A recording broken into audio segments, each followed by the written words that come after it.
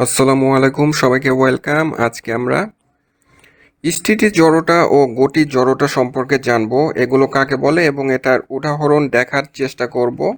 চলুন শুরু করি। জড়তা, স্থিতি জড়তা ও গতি জড়তা। জড়তা মূলত দুই প্রকার, একটি হচ্ছে স্থিতি জড়তা আর একটি হচ্ছে গতি জড়তা। স্থিতিশীল বস্তু চিরকাল স্থির থাকতে চাওয়ার যে প্রবণতা বা স্থিতি বজায় রাখতে চাওয়ার যে ধর্ম, তাকে স্থিতি জড়তা বলে। এবং গতিশীল বস্তু চিরকাল সমবেগে গতিশীল থাকতে চাওয়ার যে প্রবণতা বা একই গতি অক্ষুণ্ণ রাখতে চাওয়ার যে ধর্ম, তাকে গতি জড়তা বলা হয়। চলুন এই দুটি আমরা দেখি। প্রথমে আসছে স্থিতি জড়তা। সংজ্ঞা: স্থির অবস্থায় থাকা কোনো বস্তুকে গতিশীল করার জন্য প্রয়োজনীয় প্রতিরোধ ক্ষমতাকে স্থিতি জড়তা বলে।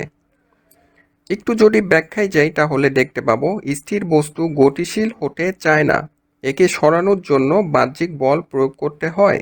বস্তুর ভর যত বেশি, স্থিতি জড়তাও তত বেশি। একটা উদাহরণ দেখি। যেমন কোনো বই যদি টেবিলের উপর থাকে, সেটা স্থির অবস্থায় রয়েছে, বাহ্যিক বল প্রয়োগ না করা পর্যন্ত ওইভাবেই থাকবে।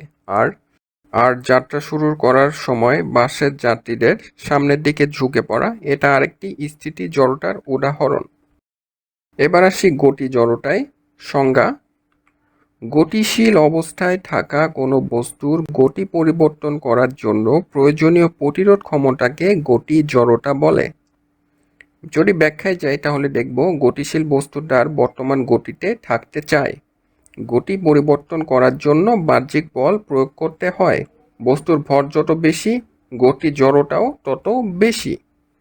যদি আমরা উদাহরণ দেখি তাহলে দেখতে পাবো, চলন্ত গাড়ি থেকে হঠাৎ লাফ দিলে মাটিতে পড়ে যাওয়া, কিংবা সাইকেল চালাতে থামার সময় হাঁটুল ধরে সামনে ঝুঁকে পড়া।